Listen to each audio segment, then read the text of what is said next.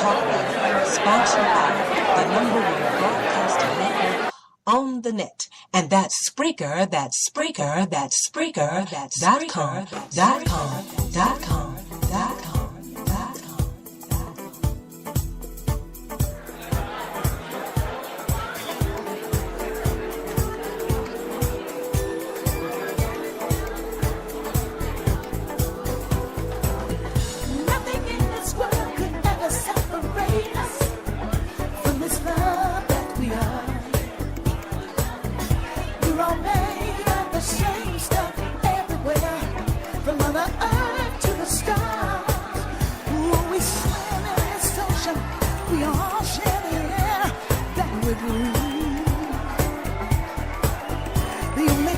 Separates us is what we've been taught to believe. But don't you be deceived. Oh yeah, we are one. We are one. We are one.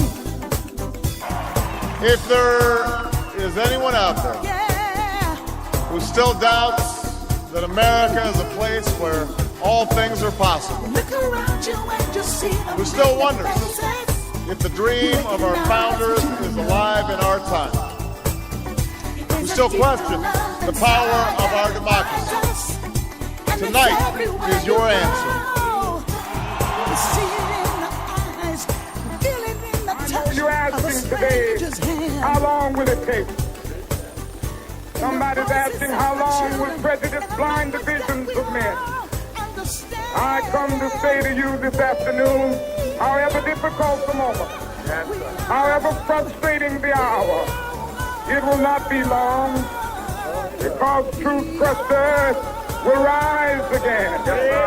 How long? Not long, because no lie can live forever. Yes, sir. How long? Not long. Because you shall reap what you sow. Yes, sir. How long? Not long. How long? Truth forever on the scaffold, wrong forever on the throne. Yes, that scaffold sways the future. Behind the dim unknown standeth God within the shadow, keeping watch above his own. How long? Not long. Because the arc of the moral universe is long, but it bends towards justice. How long? Not long. Because mine eyes have seen the glory of the coming of the Lord. He's trampling out the vintage where the grapes of wrath are stored. He's loosed the fateful lightning of his terrible swift sword. His truth is marching on. He has sounded forth the trumpet that shall never call retreat. He is sifting out the hearts of men before his judgment seat. Oh, be swift, my soul, to answer him. Be jubilant, my feet. Our God is marching on. Glory, hallelujah. Glory, hallelujah. Glory, hallelujah. Glory, hallelujah.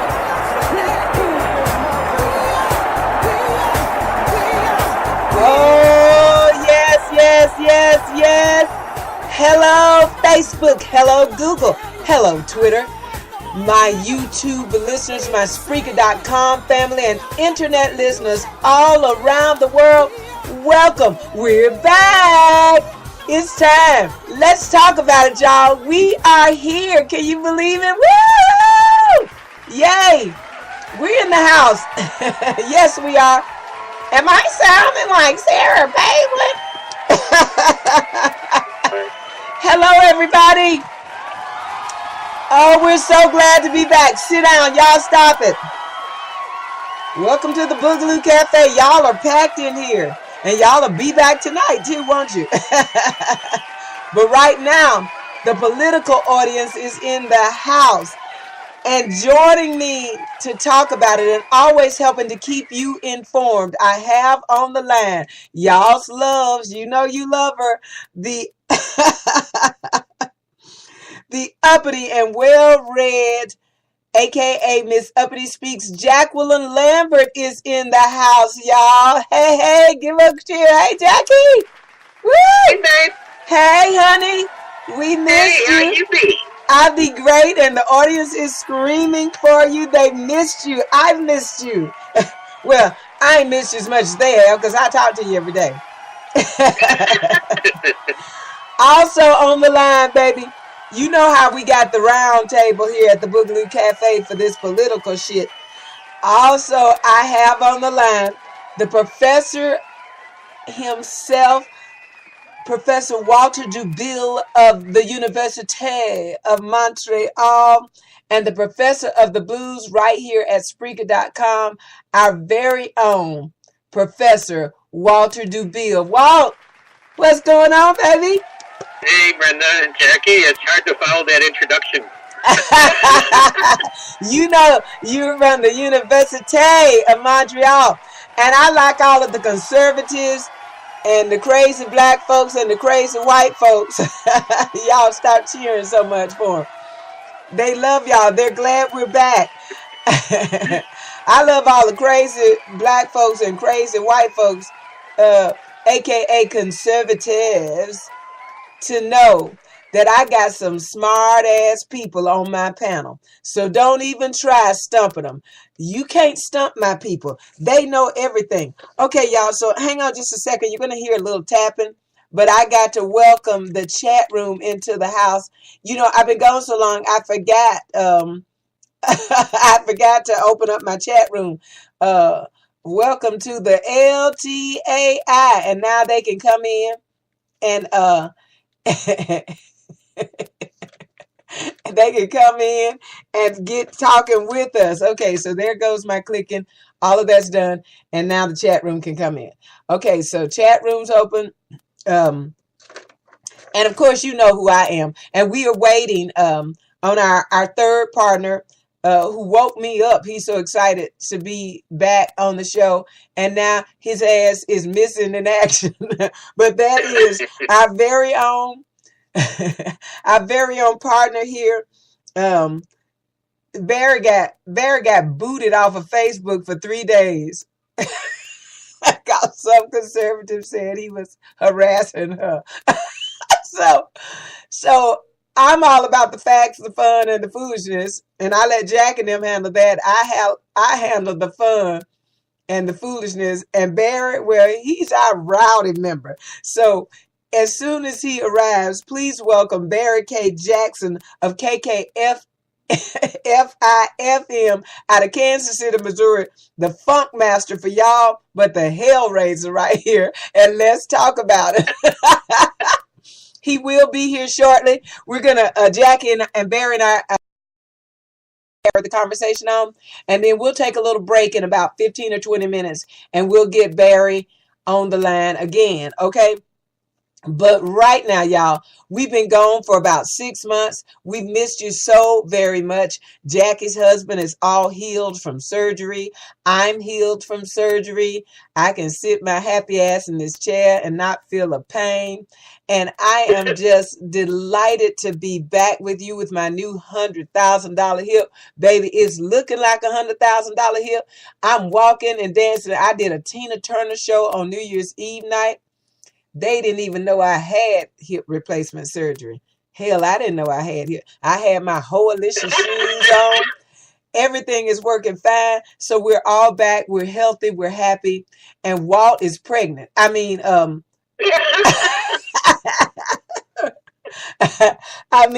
Roland is pregnant. No. No, I don't think so.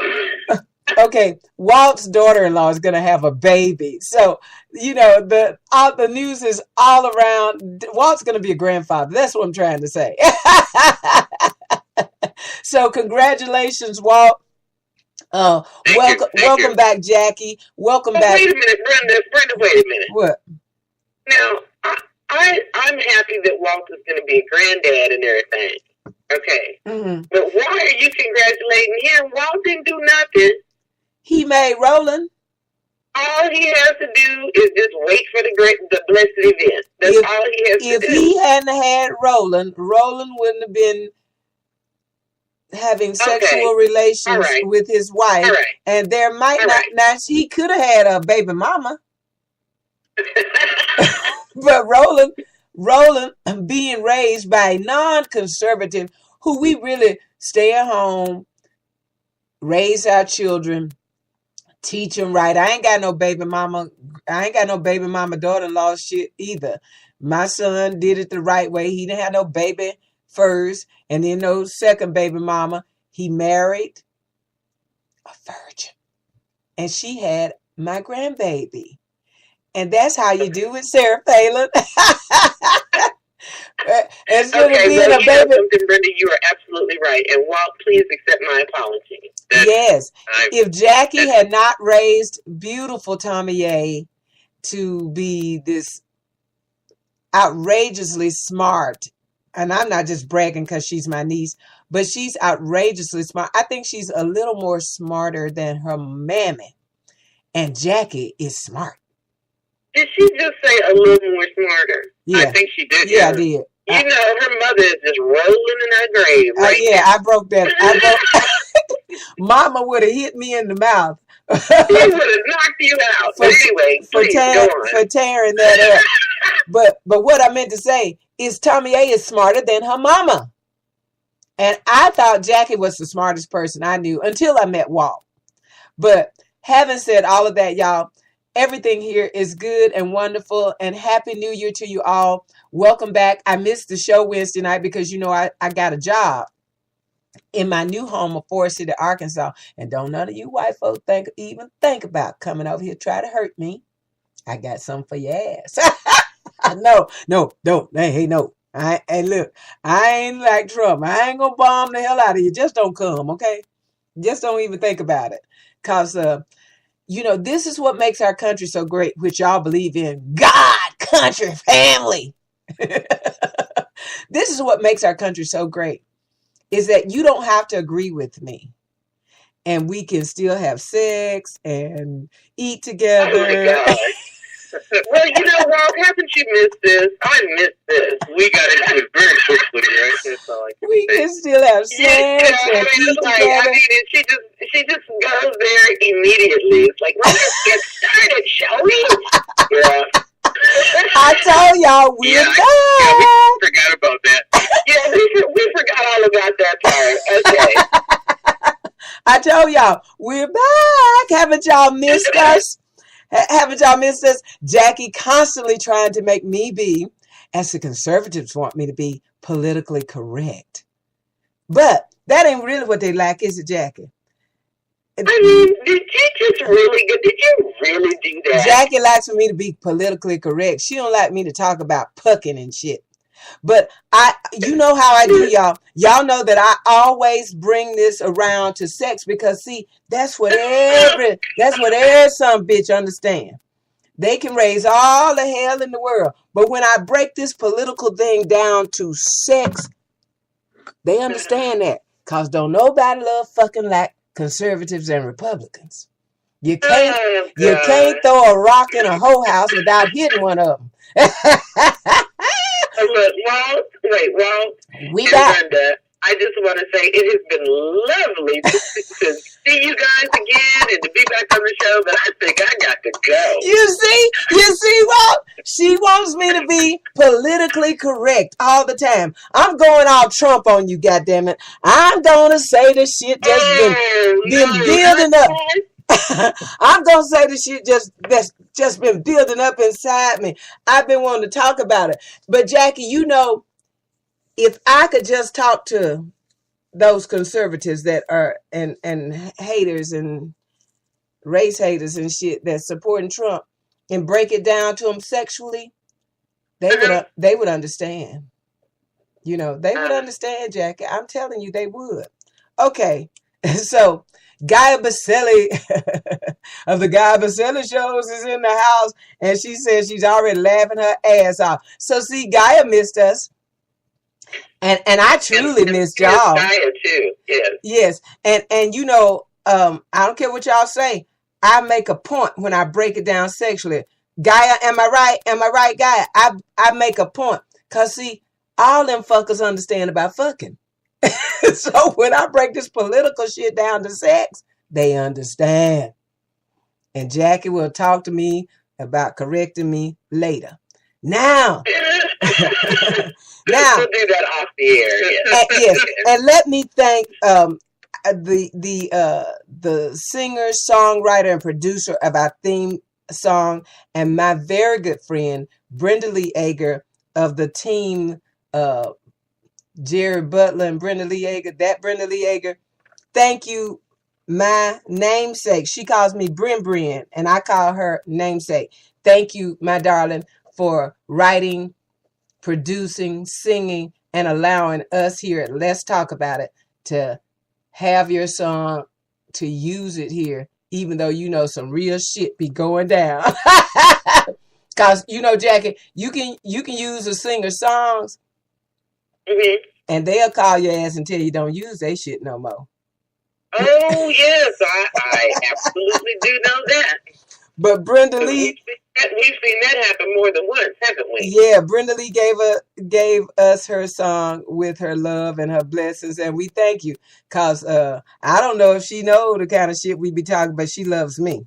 But anyway, well, I was about to say Brenda knows all about us, but she loves us anyway. That's right. And see, again, Jackie, that goes back to, this is why we live in the greatest country in the world. It's not going to be made great again. It's great now. And who did it? That little old black pickaninny Kenyan juju dancing Muslim loving American Christian Barack Obama. Yes, Barack. Hello, Barack. We love you. And they still look, Jackie. Why? Well, maybe they think if they just associate his name with you, you're gonna be hated. I think you're pumping him up. He won twice, bitches. He served all he could serve. And he's won twice. So if he was such a horrible president, how did we get him back again? Well, Brenda, you know, to that point, may I just say something? Please do. And that is that one of the things that has helped President Obama is his competition. Okay? Right. Do you understand? Yes. Because the Republicans could come up with somebody even marginally competent. Yes. Do you understand? Even marginally acceptable. That would take them a long way. But what gets me is they don't seem to get what all of this says about them. Jackie, Jackie, we said they weren't going to get it because an autopsy is done on what? A dead body. A dead body. And dead bodies, what? They don't come alive again. That's right. Y'all didn't know that. But Jackie and I, the political psychics that we have always been, have been telling you that we are and have always been and will always be. We've been telling you for a long time that when they said that, they did an autopsy on the Republican Party. No, baby. That means your party is dead. So they already told us they were dead. We're realizing that fools aren't just, being a fool isn't just for the living. You take that shit to your grave. So there ain't no pill for it. Nothing. When you just a Starks, as your grandmother used to say. No, but I wanted to when you were talking about, their party being dead. Yes. I know that we're like way off schedule. Well, we haven't been on schedule yet. No, never have. But there is something that I wanted to say about that, and I wanted for Walt to give me his analysis. Okay, yes. Now, a couple of years ago, I said that the Republican Party had created this monster where they had, when they invited the Dixiecrats, the bigots from the Democratic Party who left because of the Democratic Party's support for civil rights. Yes. They just couldn't take being in the Democratic Party, so the Republicans invited them in. And wasn't this around Nixon, the Southern Strategy or whatever it is? Yeah, that was the Southern Strategy, you're right. Yeah, okay. And so they invited these fools into their party, and they kept spinning them up, using their dog whistle politics about what Lee Atwater said, you can't go out and just call them niggas. You can't do that in public because that is frowned upon. So, politically incorrect to call them niggas out loud. Yeah. And on camera. I mean, Walt, am I telling the truth? You're telling the truth, Jackie. Thank you. All right. See, I have to have somebody back me up. I'm not just talking now. Okay? Yeah. I'm still Walt is backing what up Brenda your was fact. saying about the fuckers and being and whatever what was that thing? You know, Walt is backing up Jackie's fact. on my mind. I haven't got that enough. Well, you know, and as I introduced Walt as a professor at the University of Montreal for what, Walt, 30 years, so I ain't got No, I wasn't. I just studied there. I was taught in the college, but that's all right. No, I was just wondering, you know, because I thought you said something like, you know, the fuckers understand fucking. It's kind of grammatically kind of obvious. Well, do not interrupt Jackie's analysis with my shit. Come on, Jackie, stop it, Walt. Now, you know that's going to take us 5 minutes of laughing. Cut it out. Oh, no, okay, we're back to the Southern strategy. Okay, back to the Southern strategy, not the fuckers who understand fucking. Go ahead, Jackie. Okay. But, you know, Brenda, you are going to have to expound on that at some point. You do know that, right? Yeah. Okay. So anyway, they invite all these low information voter bigots into their party, and they keep making them all these promises about what they're going to do, and then they don't do it. Mm-hmm. Okay? Uh-huh. And so eventually, I mean, these people are lunatics. Eventually, they're going to figure it out. I know it's taken them a long Now, time. Jackie, you just said they're lunatics. How in the fuck are they going to figure it out? Well, you know, just because you're a nut doesn't mean that you have no reasoning capabilities at all. Okay, just sometimes I mean, you're and a the nut thing and about sometimes it you're is not. with the George W. Bush presidency and the election of Barack Obama, I mean, think about this. This is these people's worst nightmare when their whole political core is about white supremacy. This has been catastrophic for them. Jackie, I asked my conservative friend the other night, Bill Clinton left us with a surplus. What happened to that? Who ruined that? Say his name. Say his name. Say his name. And then they reelected this fool until he burned up that surplus and crashed this country. The biggest crash since the Depression. And they still want you to trust them.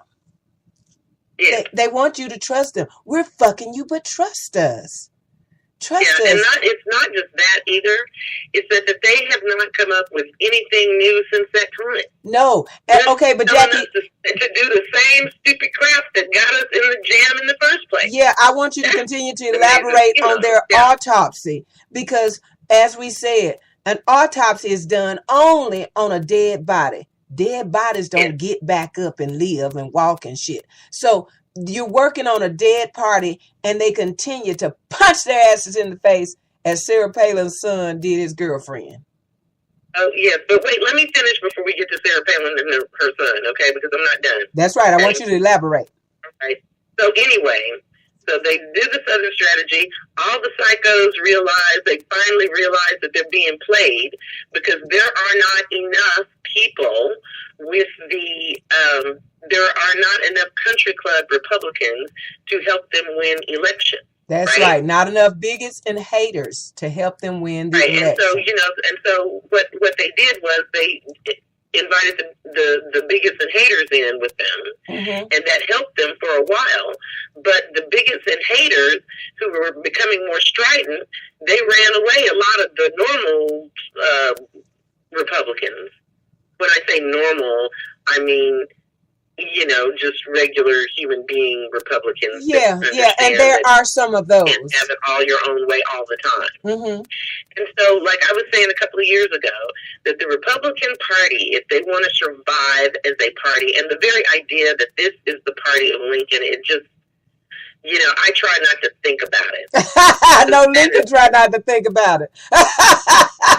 Yeah, I do. I just really try not to think about it. I mean, what they're going to have to do is they're going to have to make a stand. The people who believe in logic and reason and science and all those things, right? Mm-hmm.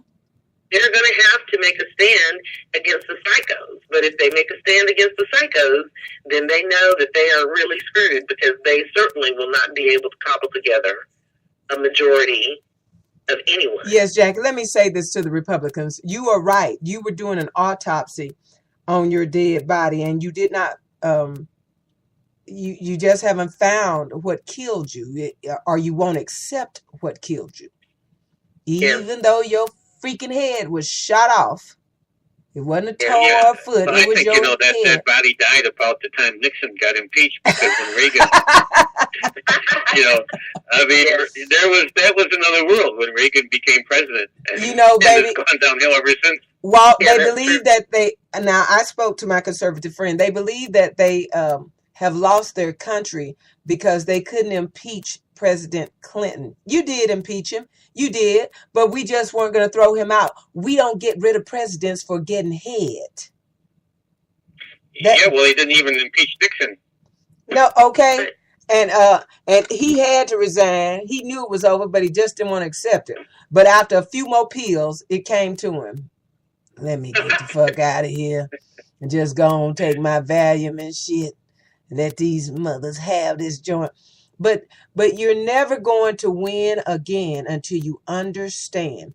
Don't hate the player. Hate the game. You created it. Barack played it better than you. You lost, and you're going to keep on losing. There were many strategists and Democratic strategists who gave their opinion, and some Republican strategists agreed with them.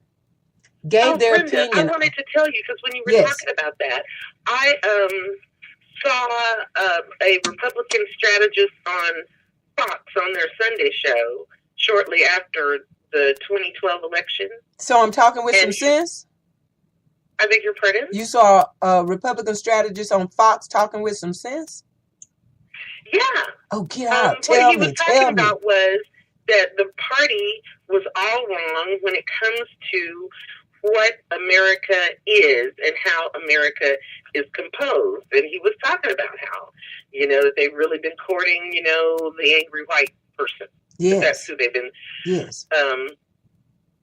courting. And these are people who are not going to leave their beer. Shortly after the election.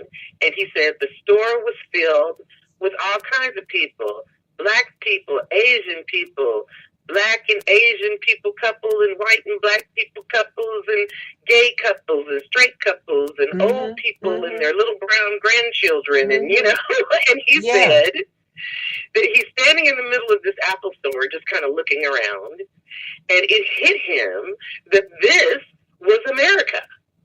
Yeah, and this is how it is. Abandon that strategy that they have, because there just are not enough angry, bigoted white people to keep them in power. I said it to my friend the other night. There's not enough. Why would you want to be empowered that way anyway? Yeah, because see, Jackie, again, they don't want to live under our rule, but they want us to live under their rule. But the thing about it, Brenda, is that it's supposed to be the people's rule. That's right. What this comes down to is just accepting people who are not white Anglo-Saxon Protestants, accepting the fact that those people are Americans as well. Yes. If we could just get to an understanding that being an American doesn't have anything and let's to do with do the things color for or your the religion. I mean, we are a nation. What makes us a nation is our institutions and our founding documents and principles. Jackie, here's their thing that gets me. We're conservative, and they're spending, and there's $19 trillion in debt, and Barack Obama gave us $14 trillion. And before Barack Obama and before George Bush, a Democratic president, gave us a surplus. He went through that shit and then drove the economy over the freaking cliff to about 1,000-mile drop. And Barack Obama has brought us back. They're not all the spending. Let me tell you, I done told you before, that spending shit ain't gonna stop. So I had to ask him for about 15 times, does devastation and these tragedies that happen in our country and around the world that we contribute to, does that add to the deficit, or is that a different pot over here somewhere? Then, okay, so count up all these devastating things that has happened to the country. And the money, they don't want to pay taxes. You can't do shit without taxes. But see, what they don't understand, Jackie, is the rich assholes that I'm going to cut taxes. They're only cutting taxes for them and their cronies. They're not cutting taxes for your po white and my black po ass. They're not cutting them for us. They're only saving their money. See, they can never be rich enough. But you don't get it that they're fucking you too. Yeah. They really believe that Donald Trump is for them.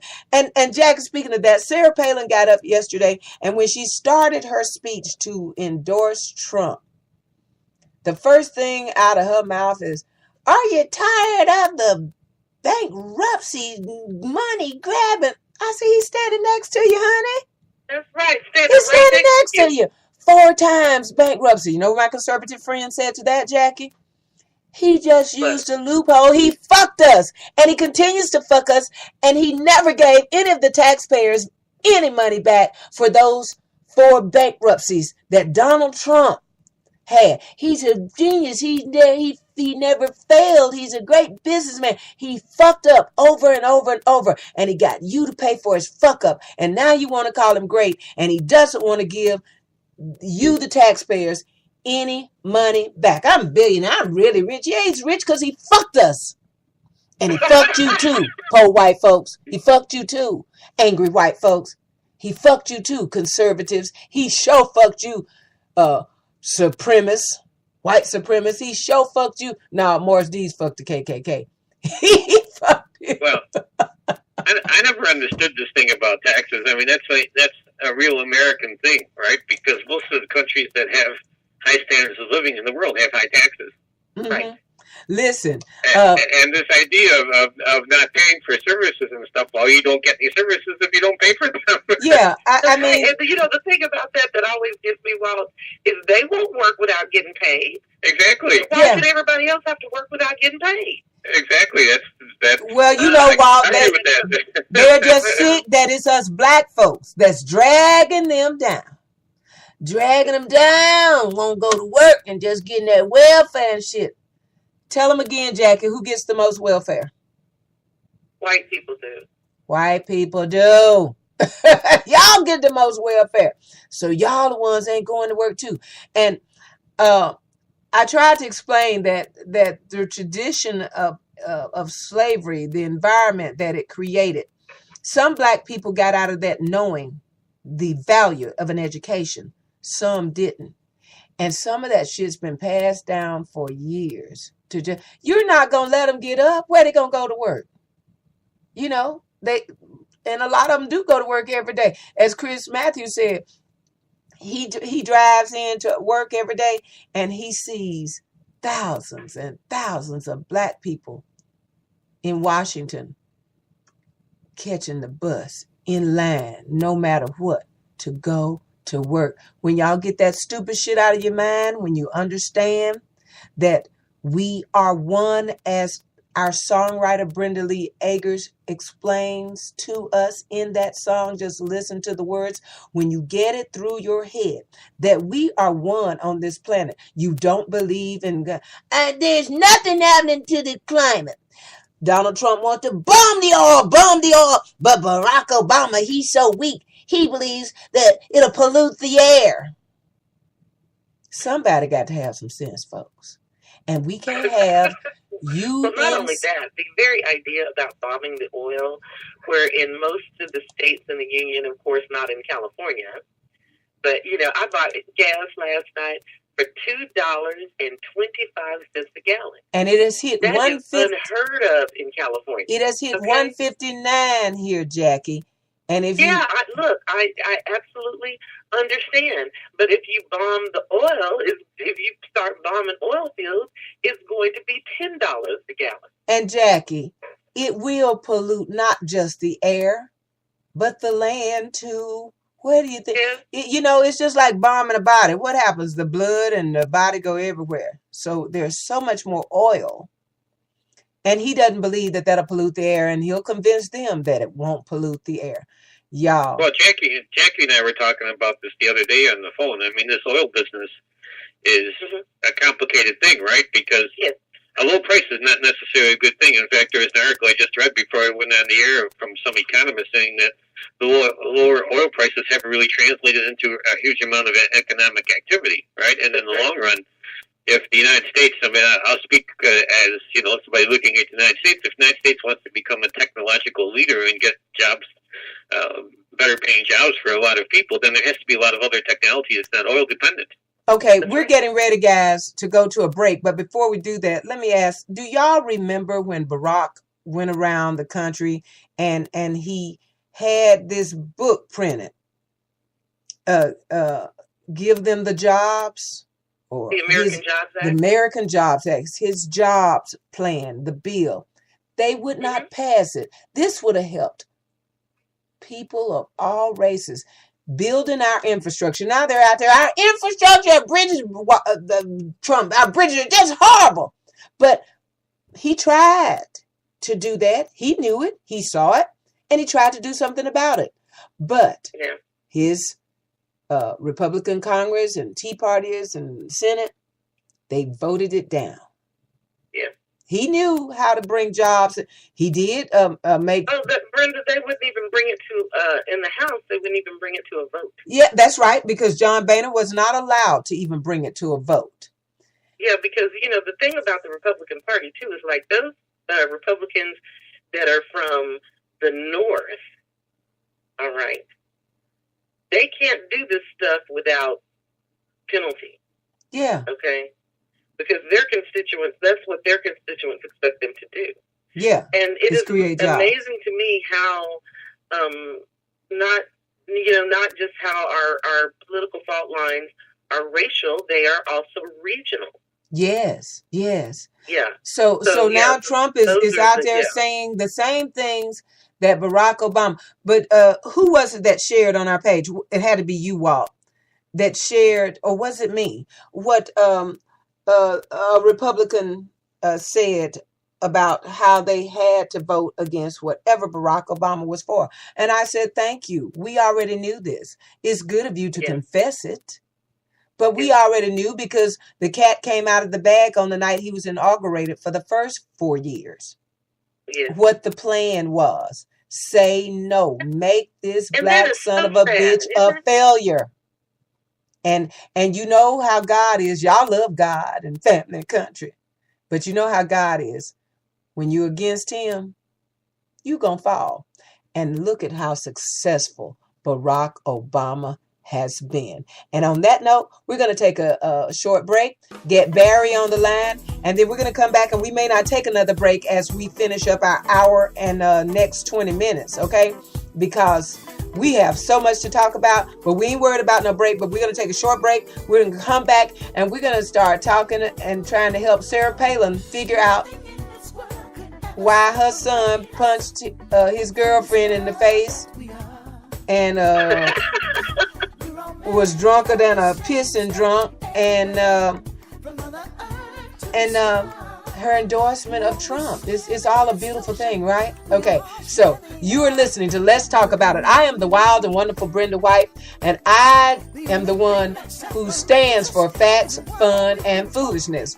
Jackie Lambert, a.k.a. Miss Uppity Speaks, the well and red, smarter than a damn whip, is here to help me give you all of the facts, the fun, and the foolishness, and along with Professor Walter Dubille of the Université of Montreal and the Professor of the Blues right here at Spreaker.com. We're going to take a short break, and we'll be right back. We're so glad that you're with us. Welcome home, y'all. Let's talk about it. We're back. Look around you and you see the many places. You recognize what you don't know.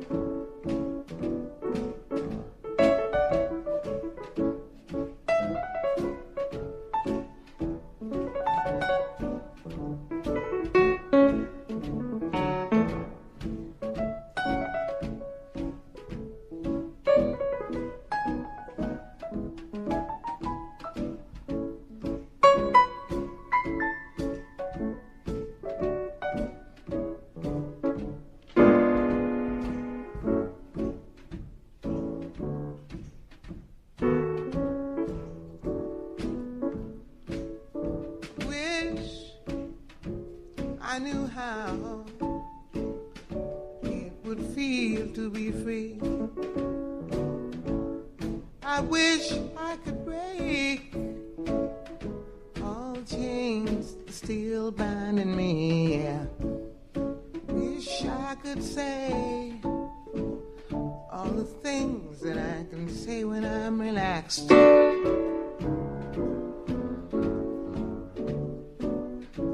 I'd be starting anew.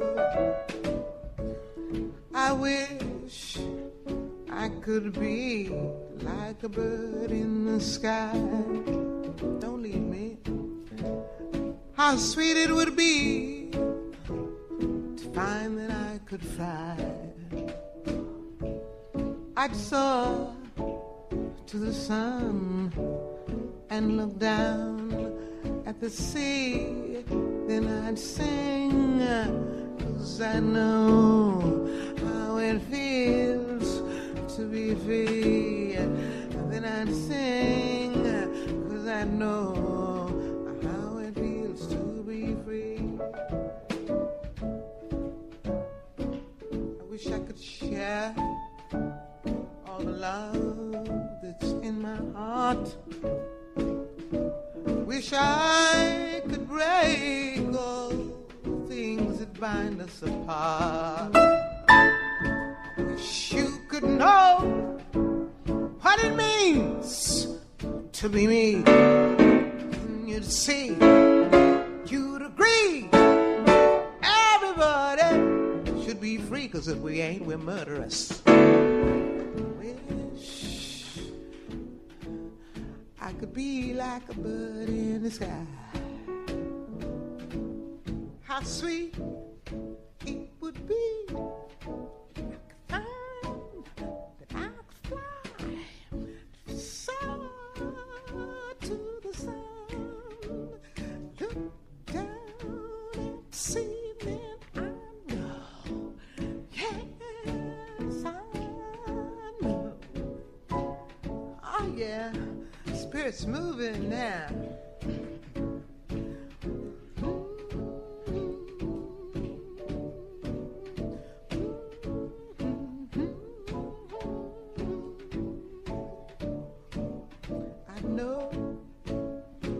For you, I already know. Jonathan Livingston Seagull ain't got nothing on me. Free, free, free, free. I'm free, and I know it. Don't wanna be and I show it, but I'm still free.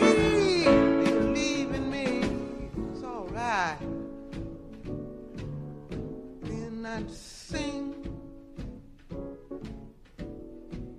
sing, sing, 'cause I would know.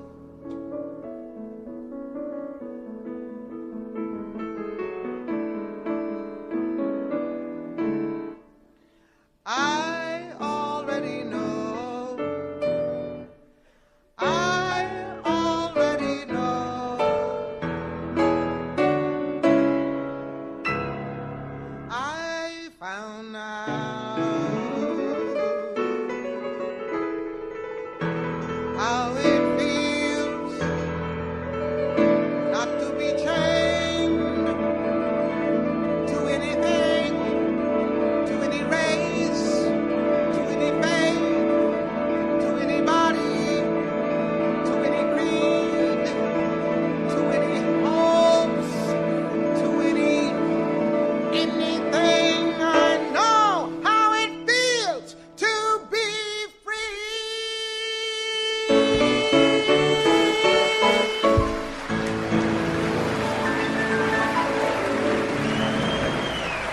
are listening to Let's Talk About It, sponsored by the #1 broadcasting network on the net. And that's Spreaker,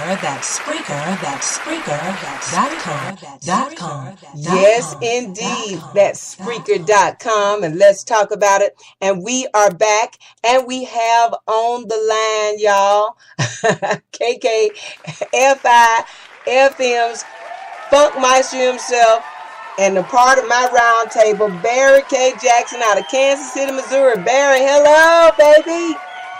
Hey, baby, welcome. Welcome back. The crowd is cheering you. They missed you. We've missed each other.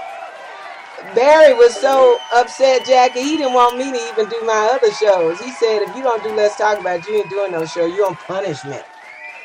That's right. That's right. Okay, somebody said sounds like it's going to be a firing.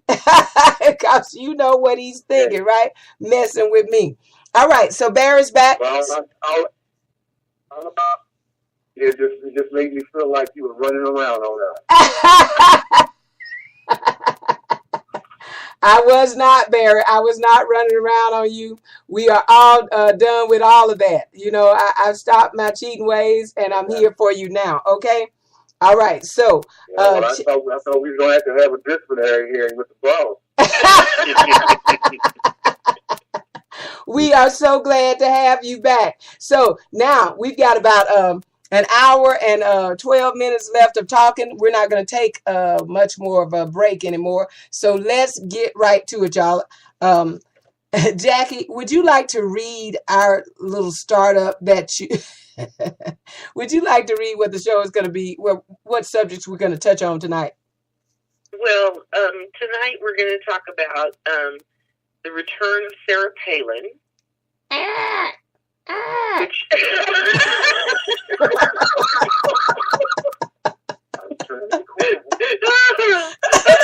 Sorry, that was rude of me. Go ahead. Okay, so we're going to talk about the return of Sarah Palin. Mm-hmm. We're going to talk about the 2016 presidential race, Mm-hmm. and how our horses are doing. My horse is doing great. I'm so blessed. We're going to talk about the poisoning of Flint, Michigan, and the Bundy boys do Oregon. Ooh, So that's what we're going to talk about. that sounds sexual. The Bundy boys do Oregon. Ooh. Okay, so let's get right to it, y'all. So first, let's go to Sarah Palin as she talks about her son, Track. In the words of Walter D. Bill, what kind of name is Track? Okay, y'all, take a listen to Sarah Palin. This is only about 2.5 minutes, but oh my God. I thought I'd never have to hear her voice again. I can't even believe I'm playing this, but here we go. Commander-in-Chief who would never lie to the families of the fallen. When I talk about a commander-in-chief who will never leave our men and our women behind, let me get a little bit personal on this. I'm talking about not leaving our wounded warriors behind also. Our wounded warriors who come home from the battlefield bringing new battles with them. Our wounded warriors, sometimes in body and in mind, coming back different than when they left for the war zone. I can talk personally about this. I guess it's kind of the elephant in the room because my own family going through what we're going through today with my son, a combat vet, having served in a Stryker brigade, fighting for you all, America, in the war zone.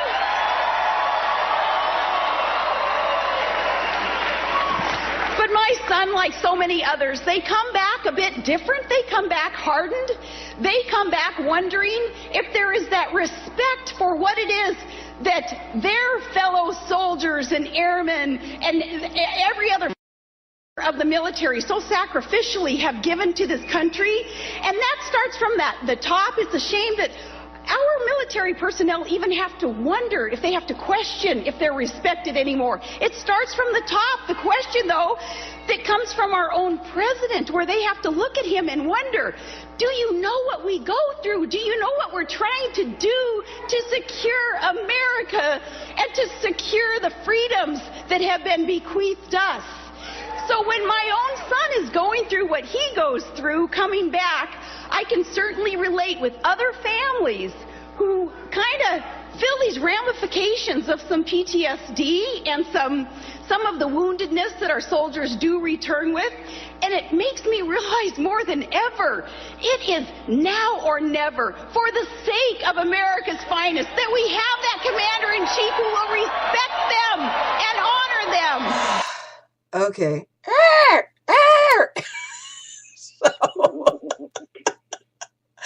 Okay, y'all. So, here's what this rambling was all about, if y'all don't know, okay? Sarah Palin's son served in Iraq under George Bush. So if anybody didn't respect him, it was George Bush. It wasn't Barack. But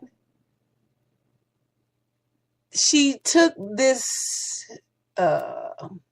time, as she was supposed to be endorsing Donald Trump. She took this time to blame President Obama for her son Track, if y'all do not know the story, for her son Track, who is back home in Wasilla with his M16 and his ever-loving, God-fearing family and country, and he took that opportunity to get drunk with a,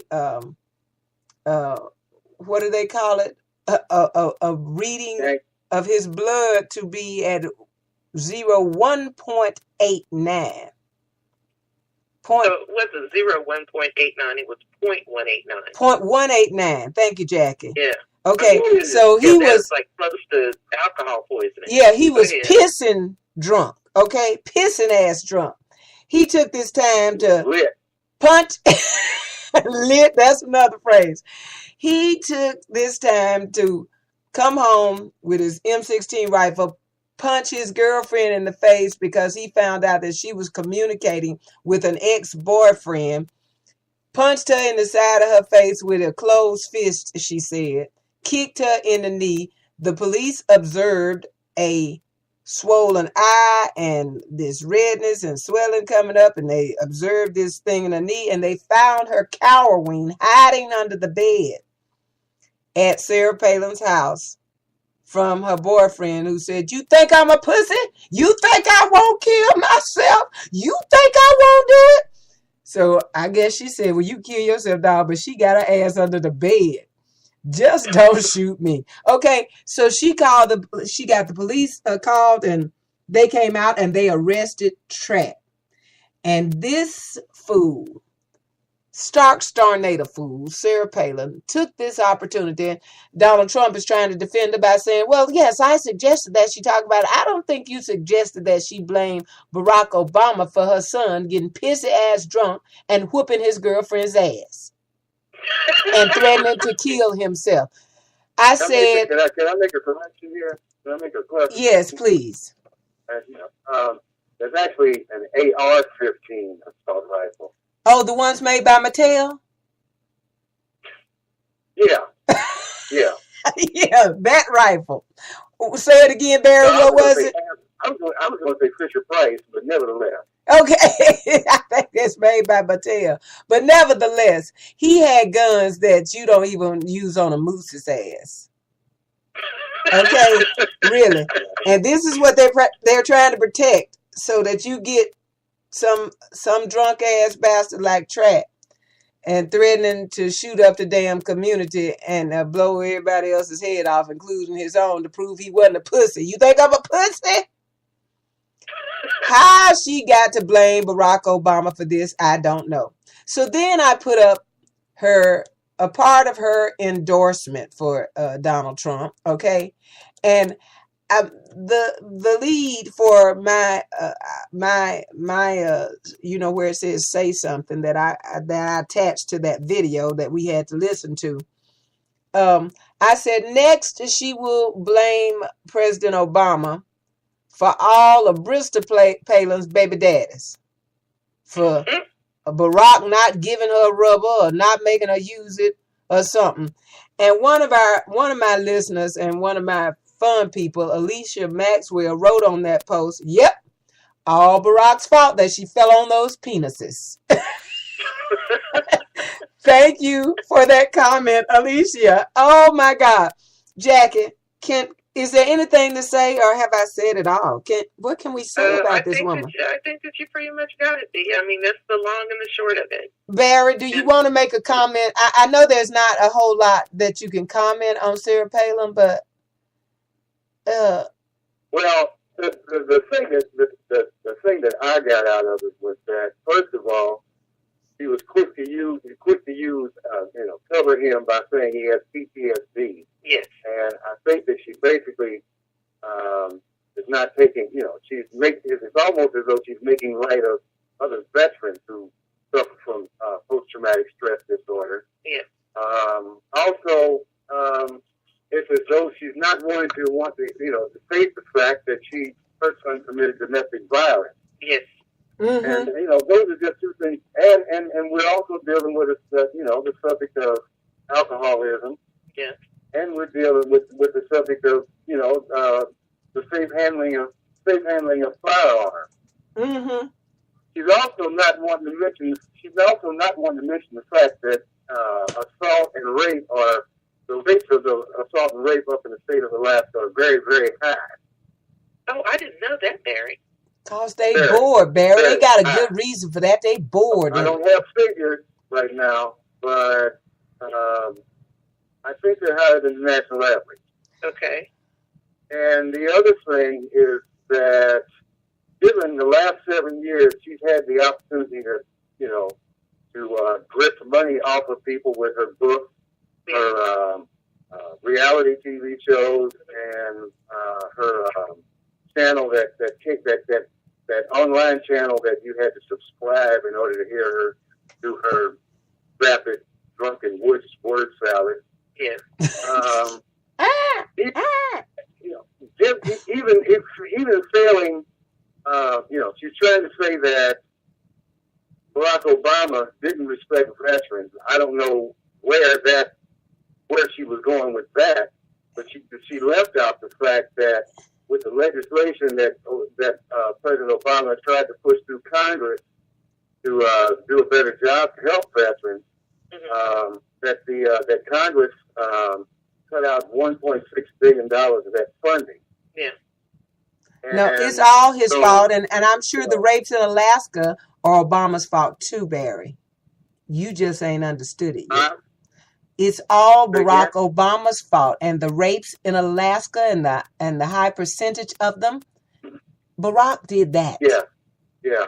You just ain't got it yet.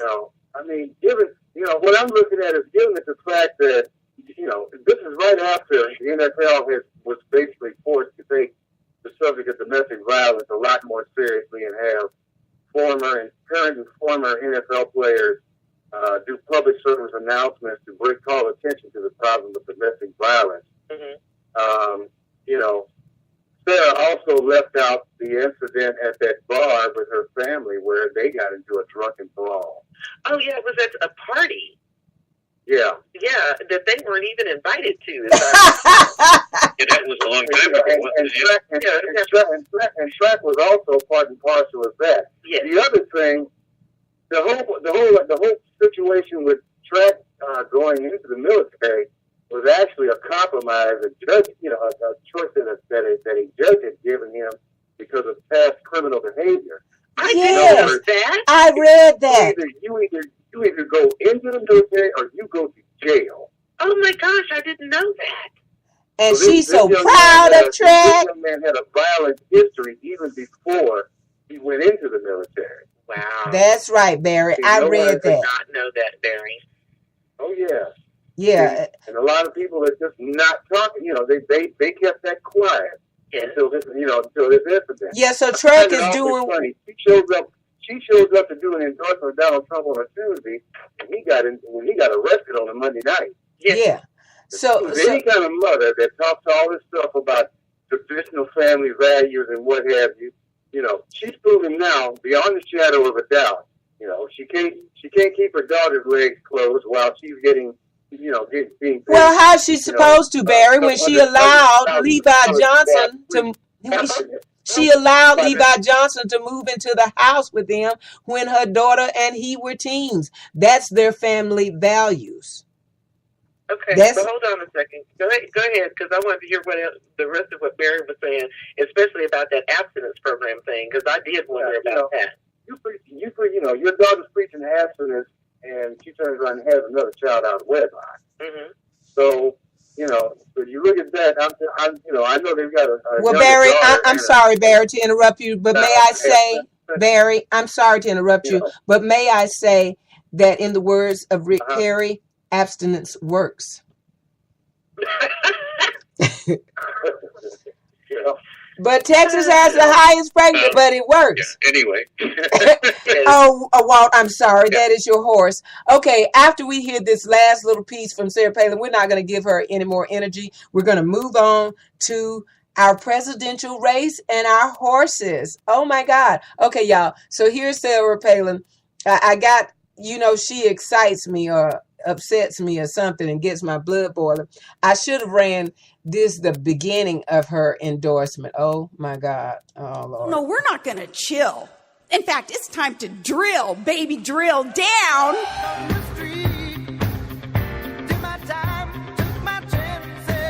She was going to endorse me. I was so honored. You have no idea how honored.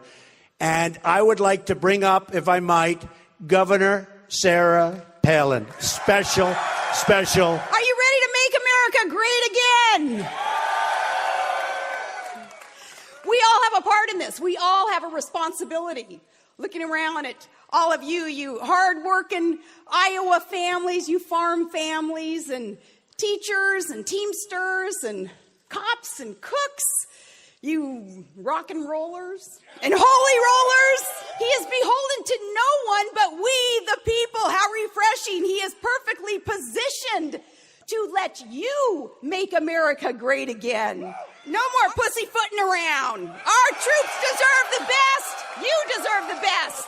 When we're talking about a nation without borders, when we're talking about bankruptcies in our federal government, debt that our children and our grandchildren, they'll never be able to pay off.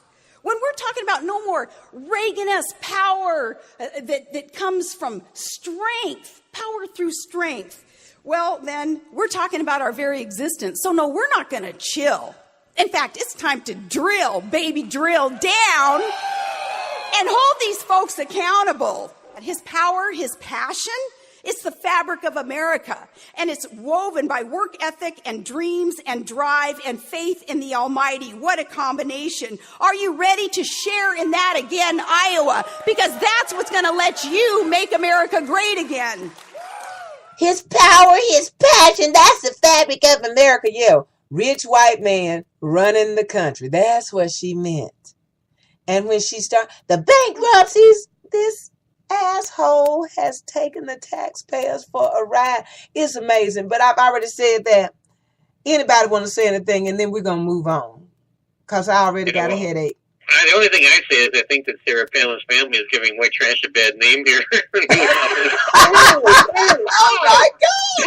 If y'all didn't understand that, hold on. Let me repeat that. Walt, Professor Walt, very quiet spoken, smart well, gentleman. the Donald Trump thing. Too, Wait a minute. Let me tell the audience what you said. Hold on, Walt. Wait a minute. Let me tell.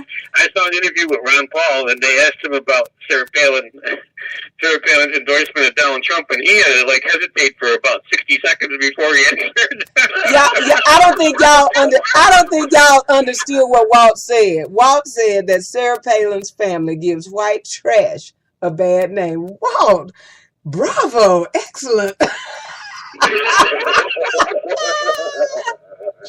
Oh, Jesus. Hanging out with you, Spark. There you go, right? Oh, my God. Okay, Walt, I'm sorry. I'm going to have an exam done on me, and because I'm rubbing off on you. I'm going to see what we can do for me not to infiltrate your mind in such a way that would make you speak like that. Now, if I had said that, Jackie would have been all over me. But not Walt. Wow. Have to place the blame on. Okay, Jackie. Place the blame on John. Oh, who? John McCain. John McCain, you're absolutely right. Thank you, Barry. Yeah, because he introduced her.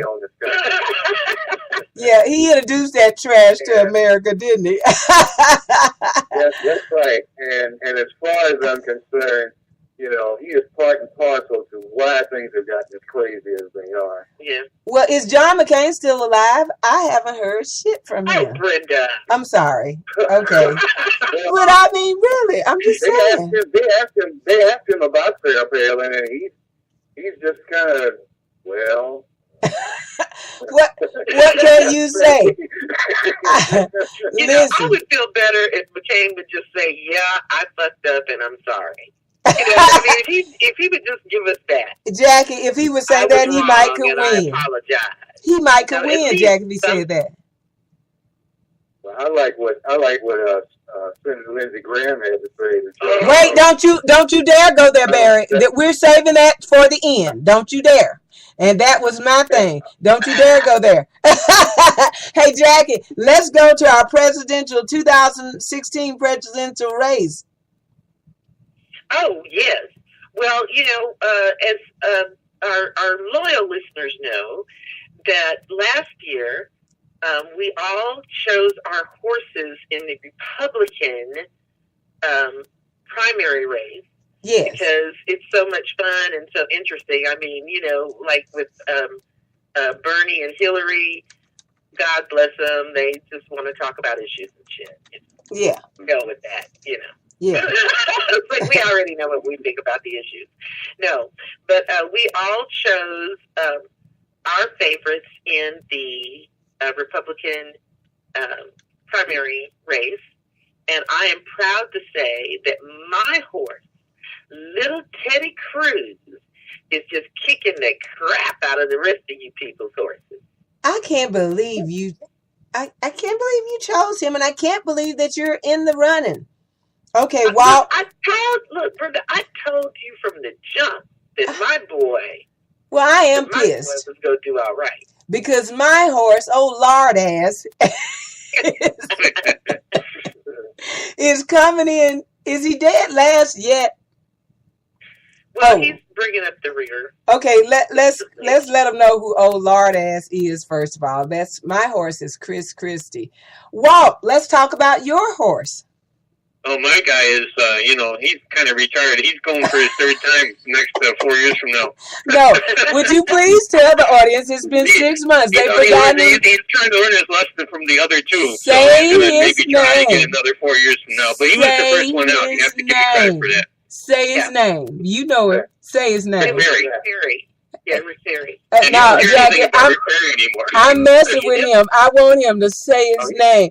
Yeah, listen, Walt's horse, he suspended his campaign is only suspended. Yeah, if it's suspended for another 4 years. Yeah,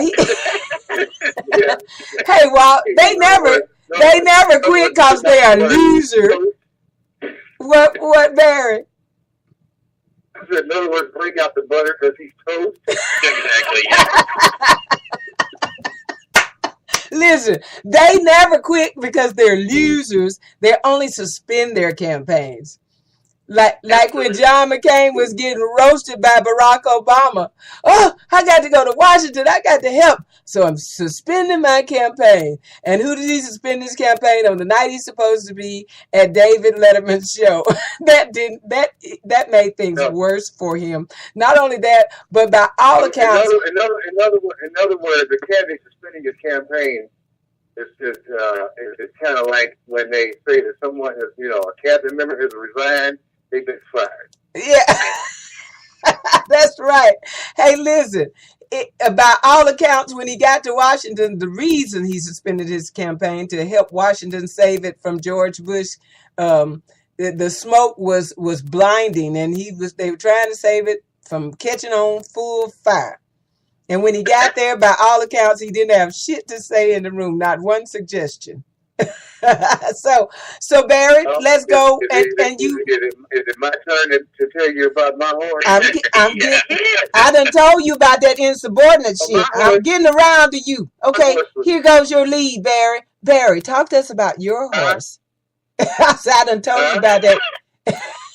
Hey Barry, you're trying to host the show now, so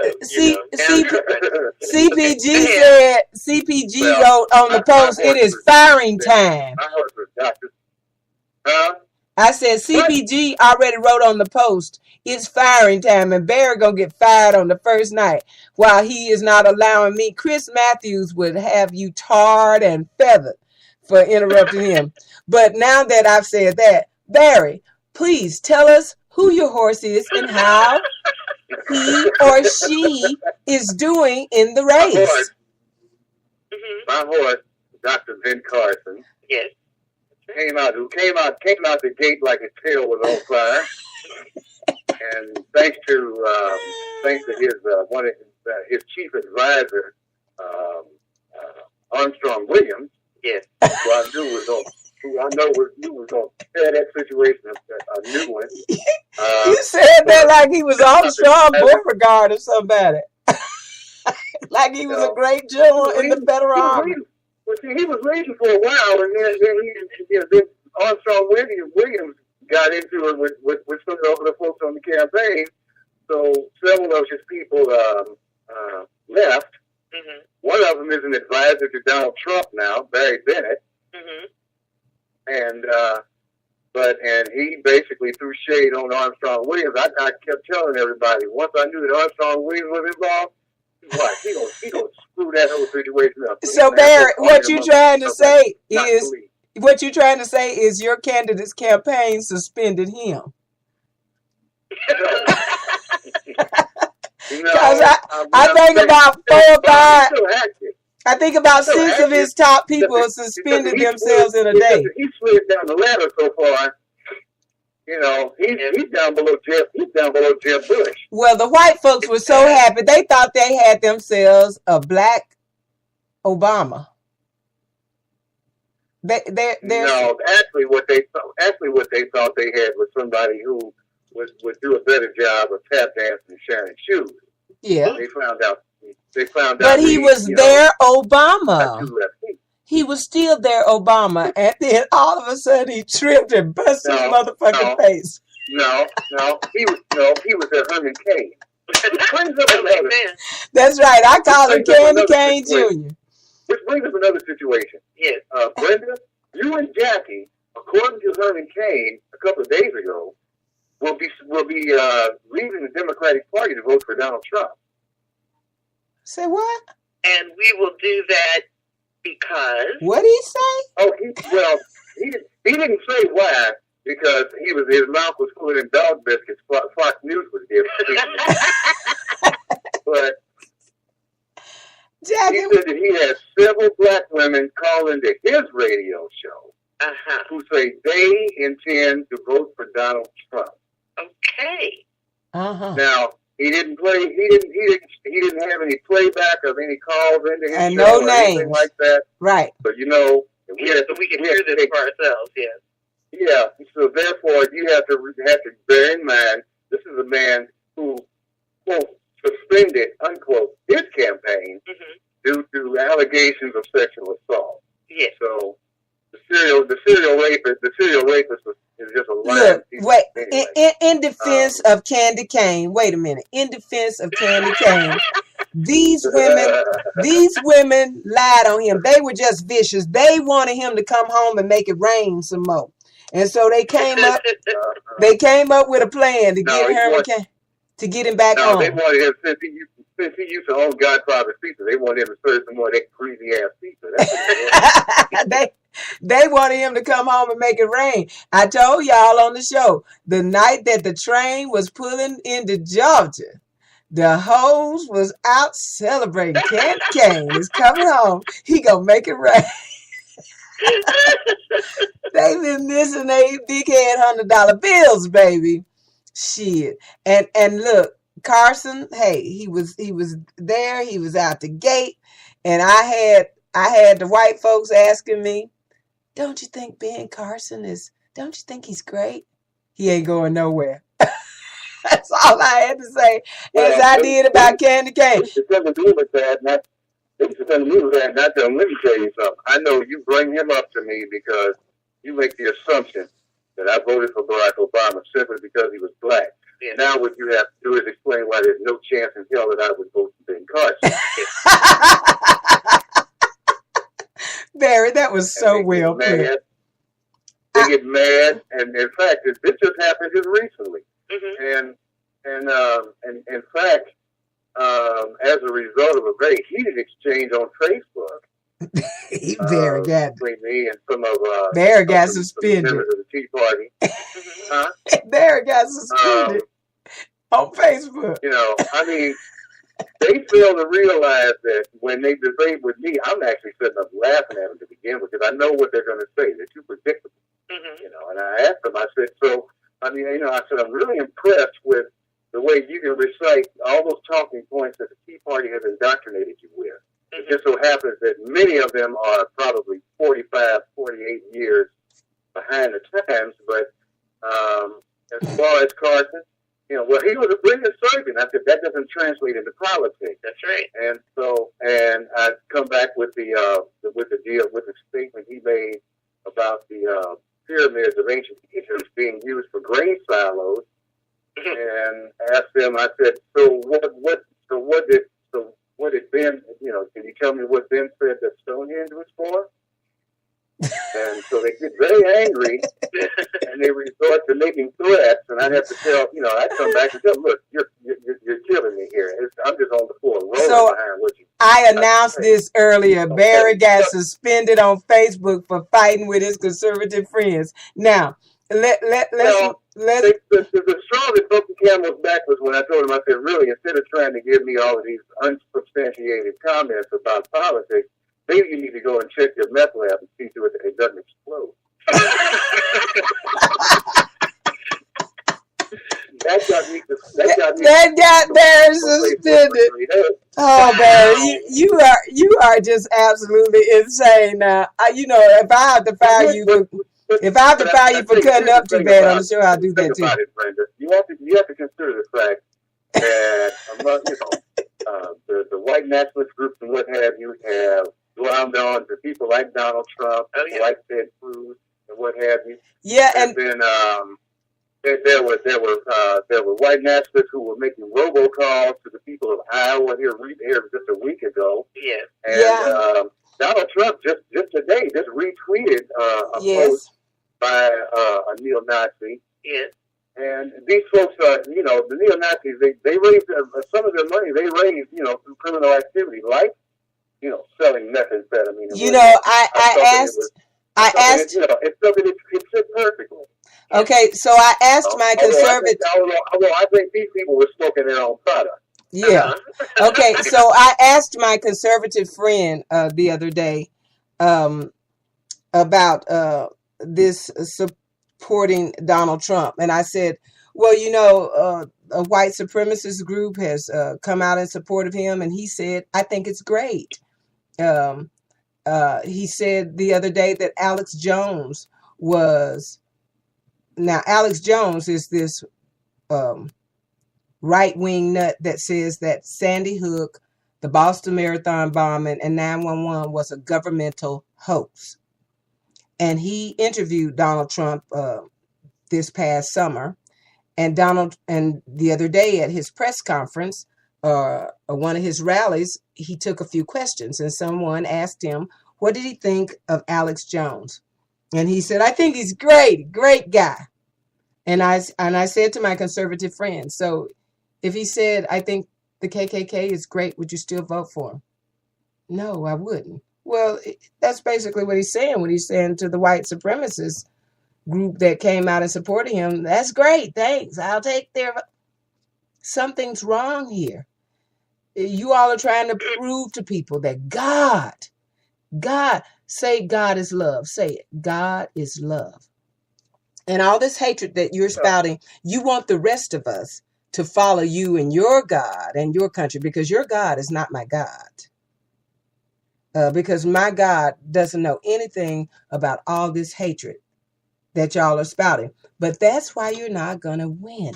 That's why we're gonna keep our foots on your necks, because you don't know anything about love.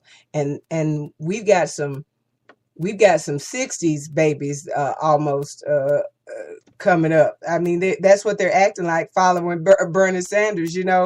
They're acting like the peace, love, reefer smoking kids of the 60s, as they are gaining momentum and all of their support. But people, there just aren't enough haters in the world for Donald Trump, Sarah Palin, and any of you motherfuckers that take support from white supremacist groups and say nothing about it.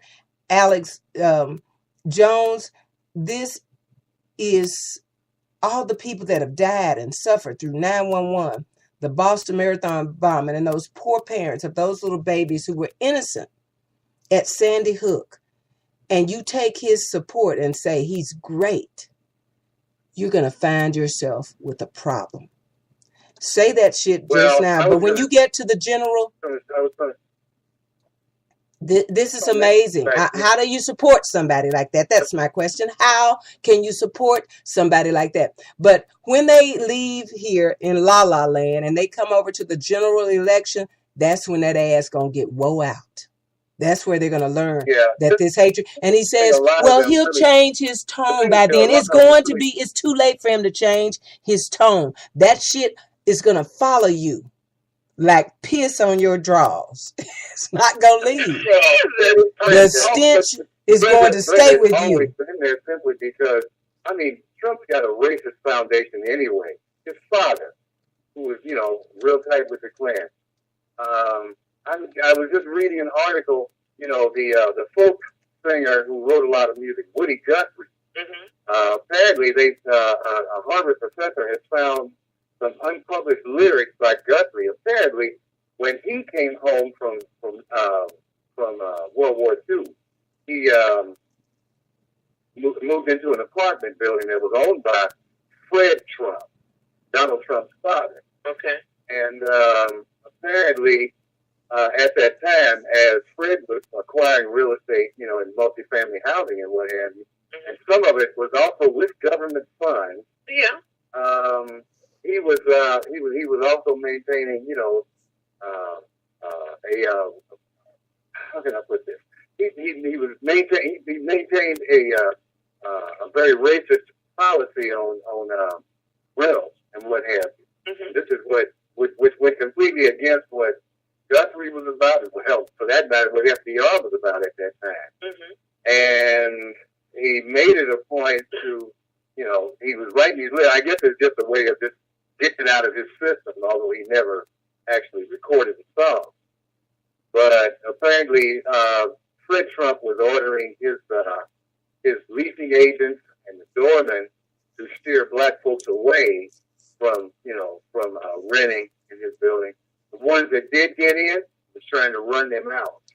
Yeah, so we've got to move to our next subjects. But I'm trying to scroll up. I think there was I think the government, the Federal Housing Authority, jumped all over Fred and Donald Trump back in the late 70s for housing discrimination. This is stuff that they don't talk about, well, right now we're letting the Republicans eat their own, but whichever one of them gets to the general. In 1973 and 1978, the Civil Rights Division of the U.S. Justice Department brought cases against Donald and Fred Trump and created a substantial impediment to the full enjoyment of equal opportunity. Well, like I said, when they get to the general, that all this crap that the support that they're accepting and saying is great is going to follow them like piss on the drawers. It's not going to leave, and the stench will. Let's hope so, because the major media has literally been in the tank for Trump and for Hillary as well. Well, I'm not saying anything negative about Hillary, but I'm saying that's who has been, those two are the ones that have been getting the most coverage since June. You know, Yeah, but I think I think if we look at when we start looking at the horses here that we had, the really dangerous one is Jackie's. Yes, that's true. yeah, he's scary, isn't he, Walt? Yeah, Ted is Mine scary. is definitely the most dangerous one because he is the most calculating. He is the most jaded. I mean, and I believe that my horse has no soul. All right. I don't either, Jackie. Very well said. To my cruise. Yeah, he's very scary, Jackie. And now it's amazing as he stands out here and tries to scream, "I'm an American citizen. Why won't anybody believe me?" Isn't that delicious? It's just delicious, Jackie. I mean, this whole birther thing around Ted Cruz proves to me, without doubt, that God has a sense of humor. Yes, he does. That this stuff would come back on these bastards now. It's just too delicious. Yeah. I mean, I just love it.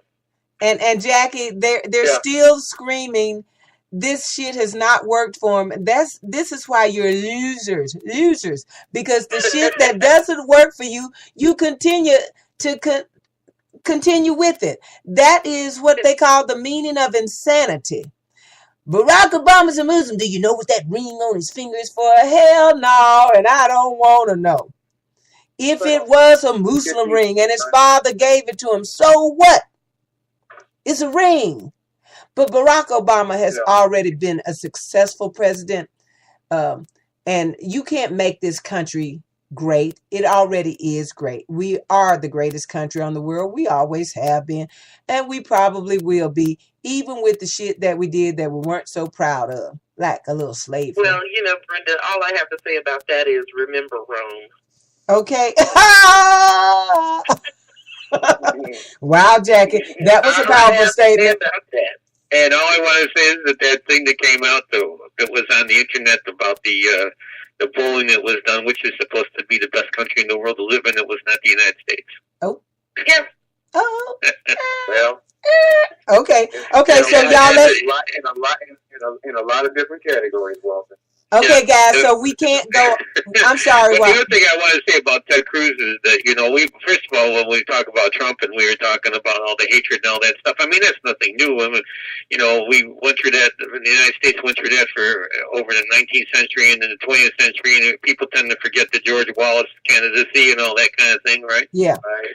And, you know, so, I mean, you know, memories are kind of short, but I do have to say, in terms of the conservatives, that I was riding around in the car the other night, and I just happened to hear this little clip where they interviewed Bob Dole, and they asked Bob Dole if, you know, I thought was a reasonably conservative American in his time, right? Uh-huh. You know, and they asked him, well, you know, if it's going to be Cruz against Hillary, what are you going to do? And he said, I'm going to stay home. Absolutely. Yeah. And now this is where we'll get the chance to say what Lindsey Graham said as well, and then we'll go to Flint. But I wanted to read exactly what Lindsey Graham said. It says the headline reads, "Graham on choosing between Trump and Cruz. It's like being shot or poisoned." So it says Senator Lindsey Graham did not mince words Thursday about choosing between Donald Trump or Senator Ted Cruz, comparing it to a choice being poisoned or being shot. It's like being shot or poisoned, the South Carolina Republican said. What does it really matter? You dead anyway. Is his point. You are dead, whether you are shot or poisoned. And he keeps trying to talk to his Now, Lindsey Graham never had a chance of winning because he's gay. Yes. And but you know they I didn't think it was so much. they don't talk about that as long as he stays in line in lockstep. He'd be more considered an establishment candidate than, you know, and people were going for the outsiders, you know. Yeah. Plus, he was kind of a one-issue guy. Whenever he was down there, he was always just talking about the military and what was going on in the Middle East and stuff. But he did have a sense of humor. You have to give him that. Yeah, he has a great sense of humor, and he will make you pee your pants laughing at him. But you know, I feel sorry for the Republicans because they don't learn. You know, the saying "live and learn." They don't learn anything. They are just They haven't learned since 1968. No. Yeah, that's true. And after this next You know, ass whooping, whether it be Hillary. They ran a candidate back then that based his campaign on law and order, and he turned out to be the biggest crook in the country.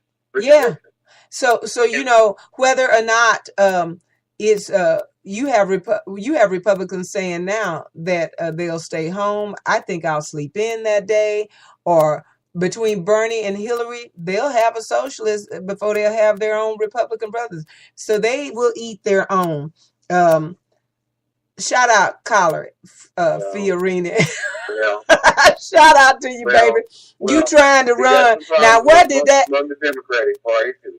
Now, okay, so enough of the Republican foolishness because we're going to talk about them every week. And so we got plenty of time to deal with them. Let's go to Flint, Michigan, Jackie and the Poison. And please give us a heads up. We got about 30 minutes left. Okay, well, I'll just give a brief summary of what's going on in Flint, Michigan.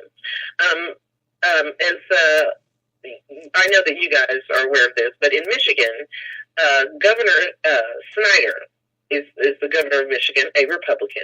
And when he came in as governor, one of the things that he instituted was an emergency manager law in the state, whereby the state takes over control of municipalities that are in financial difficulty.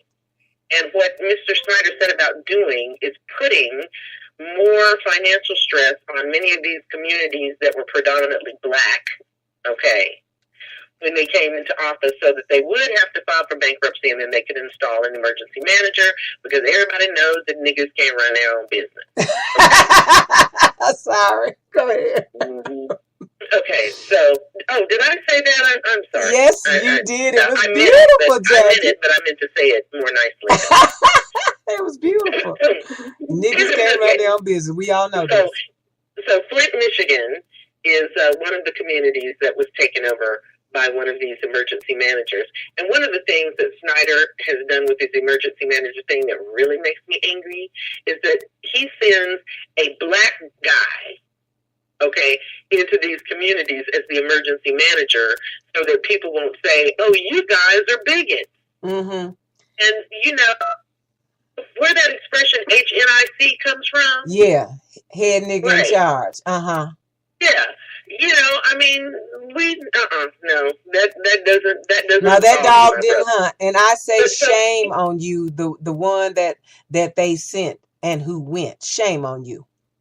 Yeah, exactly. So anyway, when the emergency manager got there, they looked at the Flint water system and said, oh, we can save money by dismantling the Flint water system and selling a lot of their equipment. And instead of taking water from Lake Huron, from the water supply that the city of Detroit uses, right, we can take it out of the river, which we know is toxic. Yeah, bacteria, right? Legionnaires' There's a disease and reason shit. that they weren't taking water from the Flint River to begin with. They dismantled their water purification and system and all that other stuff, and they took toxic water from the Flint River and piped it directly into the home of the residents of Flint, Michigan. And okay. what did I call you? And what did I call you and say, Jackie? I'm sorry I have to say it, y'all, but I said they trying to kill these niggas. but there are white people involved too. And I mean, the 100,000 folks that live there are all poisoned. Yes. So the water, because it was so corrosive, it broke down and corroded the pipes that the water is delivered to the homes with, because it was completely untreated. Okay. Which the very idea, you know, that's something that hasn't been done in the United States for, 100 years? Yeah, Jackie, it was amazing. Anyway, so lead started leaching into this toxic water. The water was brown, it was stinky, and people were saying, well, this water isn't good to drink, and Governor Snyder is like, oh, yeah, niggas, yeah, drink up, you know. So anyway, lead started leaching from the pipes, and as a consequence, every child in Flint, Michigan has been poisoned with lead. And 9 have died of Legionnaire's disease, which came out of the lake. Okay. And so this is something that the Republican leadership in Michigan had been poo-pooing and blowing off, and oh, you people are crazy. A physician that works in Flint, she did her own study, and then she presented that to the powers that be. And what did they do? They attacked this doctor. Yeah. And then what did she do? She went to Rachel. And then Rachel had Hillary Clinton on the other night. And Hillary Clinton said this is deplorable. And the governor should have long called for a state of emergency and asked President Obama. And the next day he did it. Yeah, well, and the thing about it is, okay, so they had an election in Flint, a municipal election. I don't know why they do, because their elected leaders have no power. I mean, the folks elected did not like this whole water, revamping of their water system, and said so. But they didn't have any authority because the governor had taken the authority of the local elected officials away from them. And Jackie, we reported this story. We reported this story a couple of years ago. I just want to say, for people who think that I'm like just being mean and rude and all that, that 60% of the black people in the state of Michigan live under the auspices of a dictator. Yes. And Jackie, so this is not an accident. No. All right. And Jackie, we reported this story. This is not just an unfortunate side effect. Okay. We reported this story, Jackie, 2 years or more ago when they did this overtaking. First, it was a little town where they wanted to build a golf course, and they took their radio station. They took the niggas, just whatever the niggas used to do there, they took it. They couldn't have no TV station. They couldn't have nothing. And then they moved on to start taking Detroit. Now they're trying to kill all the niggas in Flint. This is, y'all, listen. Well, there was the other thing, I think, was on the Rachel Maddow website, that there was somebody in the EPA who had put a memo out about that a long time ago, and then it was squashed, right? And then they eventually ended up firing the regional director of the EPA for having squashed that particular memo. That was a beautiful white sister who told that. Yeah, right. Well, we know what resign means, right, Barry? You just taught it to us. Yeah, exactly. Every time, this was a beautiful white sister who had been reporting this stuff to them, and they were ignoring. This thing absolutely seems planned to me, and there is nothing you can say outside of this. These are men who are supposed to be intelligent and smart, and when you're dealing with the public, you must research stuff like this before you even consider doing it. Jackie, they had to know.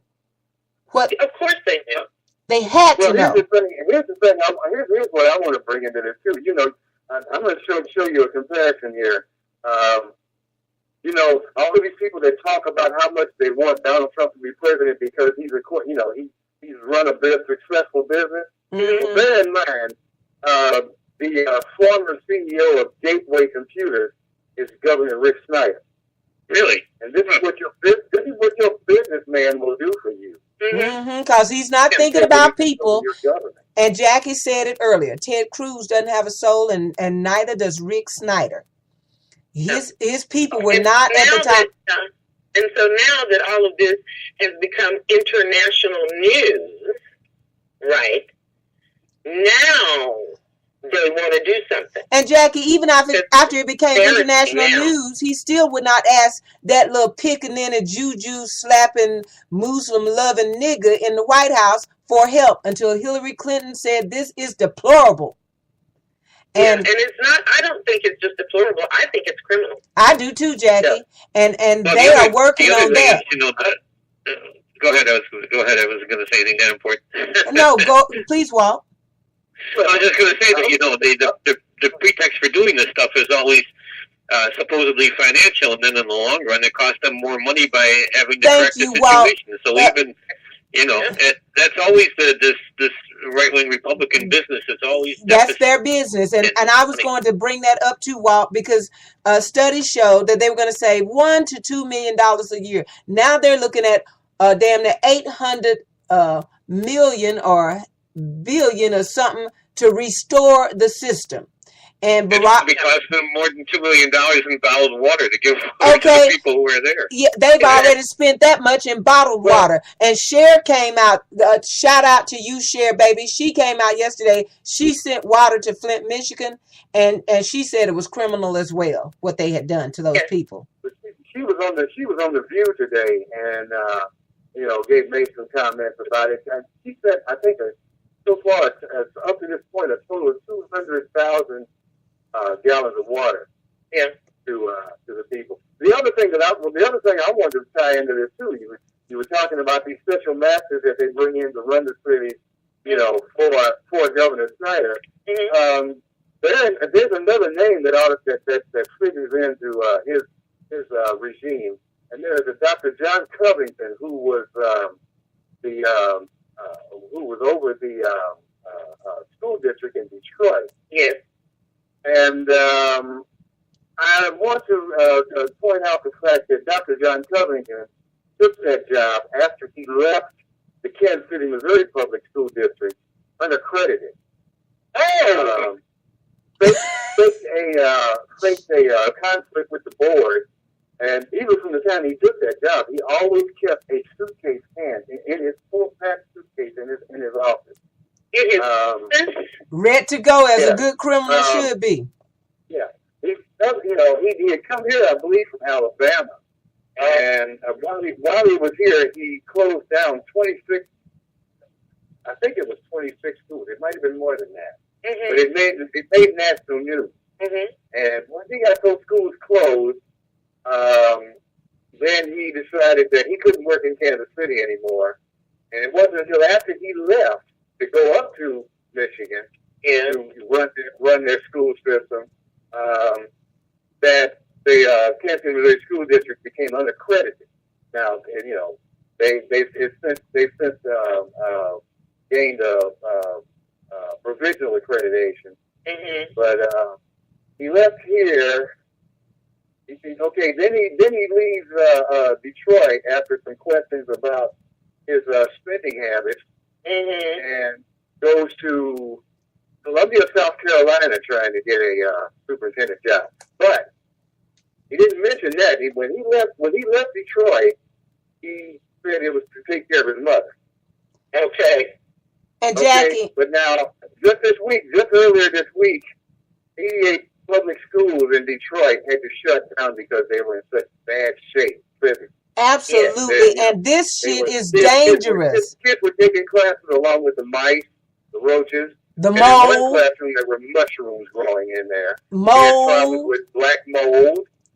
And it got so bad that some schools had no heat. Yeah, they're calling it a sick out. The teachers have been on it since January the 11th. The teachers union has been a sick out all week long. Because it's against the law to strike. Taking them to court, trying to make them come back to work. Well, they've been out since the 11th of January because it's against the law for teachers to strike in Michigan. So they call it a sick out. So they've been on sick leave since the 11th. And they're tweeting these horrible, horrible pictures, y'all. And then yesterday they were saying, well, the administrator even tweeted some of the pictures and said that, yeah, it's unacceptable. But I'm telling you, the dictator in Michigan has a plan. You want to call Barack Obama a dictator? Look over there in Michigan. That's the dictator. Now, Barack Obama, what has he done? He gave them $5 million last year of emergency funds, and yesterday he's releasing $80 million, which will never even begin to fix their water system, which was absolutely unnecessary to do. And any gnat with a brain would have researched what this would do. What's in the water? They didn't give a fuck. Kill the niggas. Listen, when the people have no representation, that's what happens. You can do whatever you want to. Exactly. Well, also Scott Pelley did an interview with Governor Snyder yesterday, 2 days ago, and he made the statement that he would allow his children to bathe in that water. So he didn't see it as being that big a deal. Oh, bullshit. One libertarian congressman from Michigan who's trying to claim that any federal disaster relief from the federal government is unconstitutional. You know what this reminds me of, Jackie? Aaron Brockovich, where we saved you some of this water. Here, you and your kids drank it for a week or two. Y'all drink it for 2 years. Exactly. I bet you he wouldn't allow his children to drink one damn glass. I'm getting pissed, and the show has to end in 15 minutes. So, Jackie, we're not through talking about this, y'all. So next week, we'll be right back talking about this shit, because this is absolutely criminal. Criminal. Do you hear me? Yes. Okay, so Jackie, let's go to the Bundy Boys do Oregon. Ooh, I feel it coming. Well, I have to tell you guys that I know that this, okay, I'm going to say right off the top that I know that this isn't funny, okay? Right. But actually, it's pretty funny. And the reason that I say that is that for those of you who are unaware, Eamon Bundy and his brother and a handful of their militia brethren took over a nature reserve in Oregon. It's a bird sanctuary in the Oregon High Desert, okay, on, I believe it was January 4th of this year, to protest the federal government's ownership of public lands, and also to protest the imprisonment of 2 ranchers from that area who were sent to federal prison for arson on public lands. And yeah, that's against the law. So, okay, so anyway, they have been up there since early January in Oregon with all of their long rifles and high-powered weapons to give their lives, they say. Yeah. To give their lives to protest the tyranny American federal government. So they are so they are these anti-government people, and everybody remembers Clive and Bundy, right? Yes. Who he and his militia brethren drew their weapons on federal agents to keep them from confiscating cattle off of federal land because the rancher that owned those cattle owed them $1 million. Yeah. See, Jackie, don't nobody have to pay taxes but us. Right. You right. know, they're the only ones. What they're saying is that, this land should belong to the ranchers, and of course there are Native American people who say, well, no, actually, it belongs to us. To a group, it should belong to us. That's right. Okay. So anyway, so they're having this standoff up there. The federal government has just left them alone. Okay.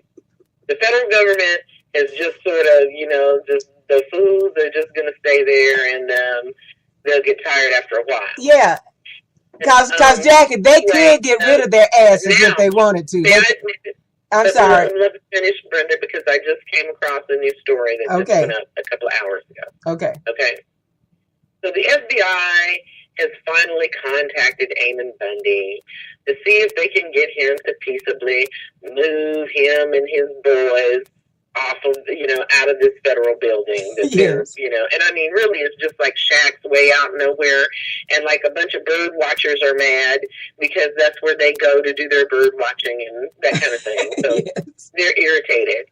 Uh-huh. And let's see, so they have met for 2 days, and today was the second straight day, but the meeting only lasted about 5 minutes before Bundy left. Mm-hmm. He walked out. And he demanded that the FBI allow the media into their meetings, and the FBI said no. Mm-hmm. All right? And so now they're saying that the FBI has overreached, and he's going to the sheriff's office. Now, the sheriff has asked them more than once to take their toys and go home. Mm-hmm. But they won't do it.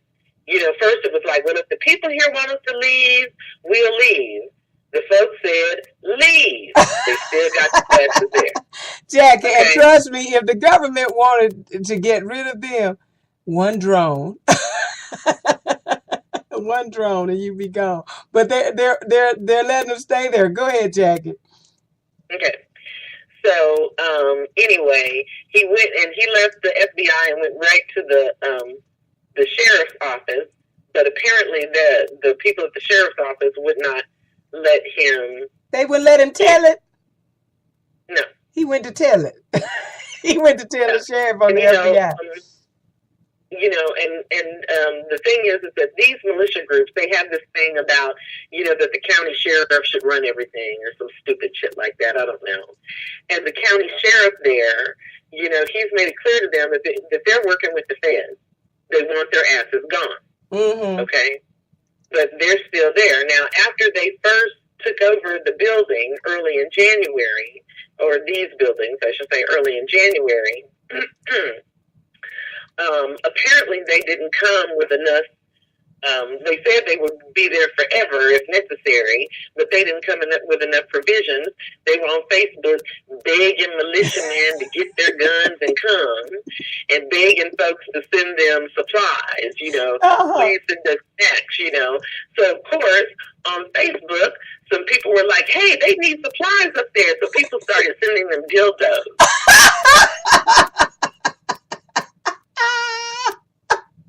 And they said that hundreds of dildos have been delivered to this place. Oh, God! These guys. And then this one guy who runs like an adult toy website. Oh, Lord. And he said that since they had been given all these dildos, they needed lube. And so he sent them a 50-gallon drum of lube to go with their dildos. Jackie, you better stop it. It's true.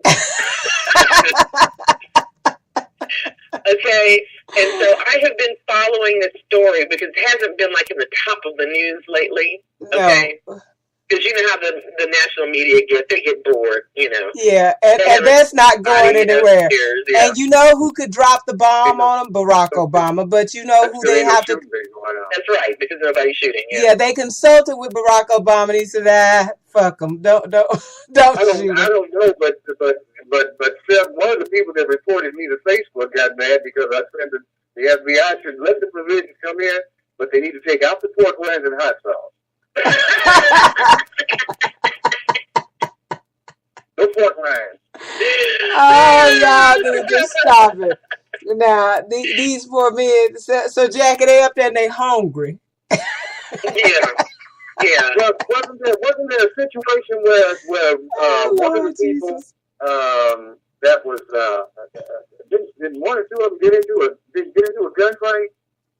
Now I haven't seen. No, I think it was a situation where whoever was handling the money, the financial donations they were getting, was going in town and drinking. I didn't what kind of story where one of their number was arrested in town because he was driving one of the vehicles from the nature preserve, and of course they don't have authorization to do that. Jackie. So supposedly he was going into town to get supplies.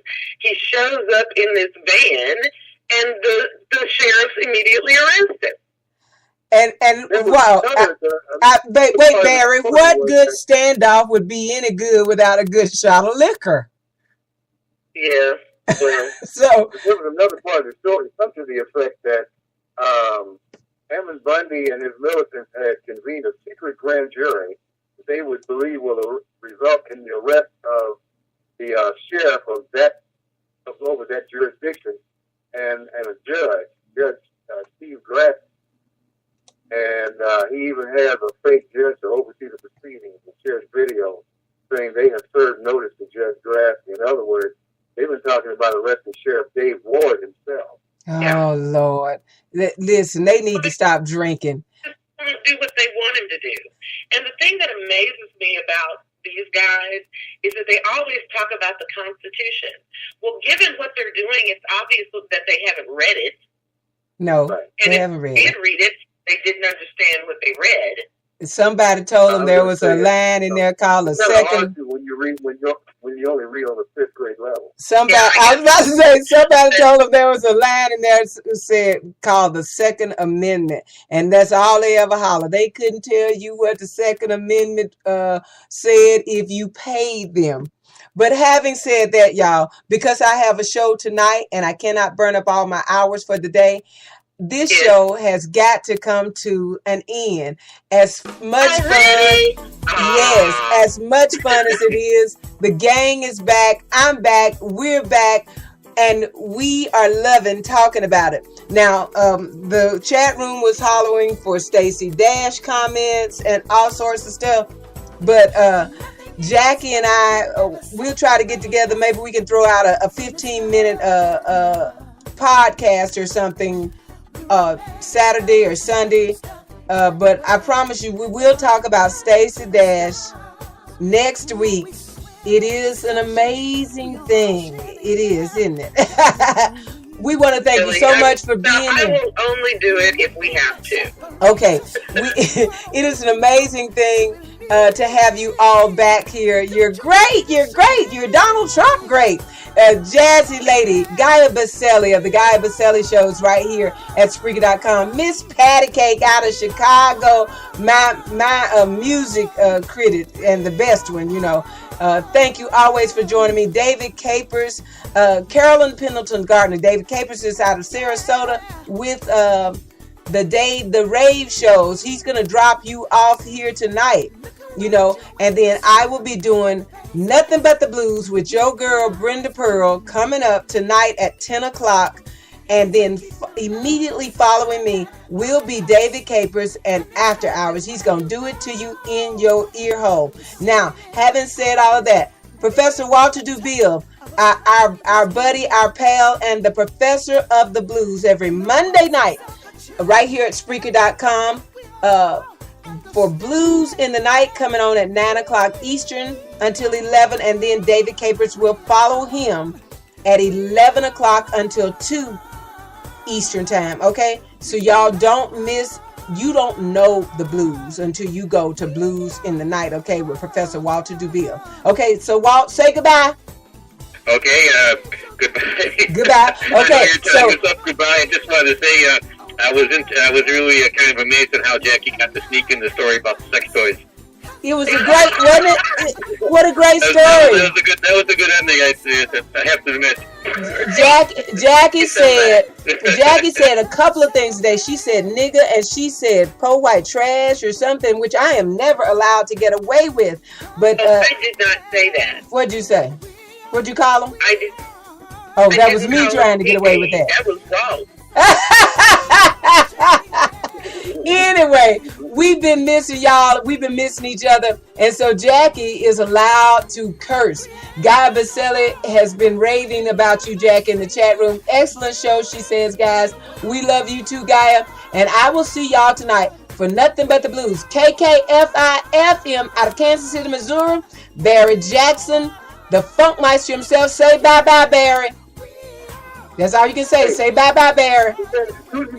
Okay, and then we're going to say goodbye to Jackie. Miss Uppity Speaks, the uppity and well-read Jacqueline Lambert. We have no more time. We are out. I'm going to say bye-bye to you for Barry, okay? Y'all go over to his page, Barry K. Jackson on Facebook, and you will see the show times to listen to the Funkmeister himself, okay? I am the wild and wonderful Brenda White, and I am out. You have been listening to Let's Talk About It. I love you. We'll see you next week. And if I miss Wednesday night, we'll do what we're doing today. Love you. Bye.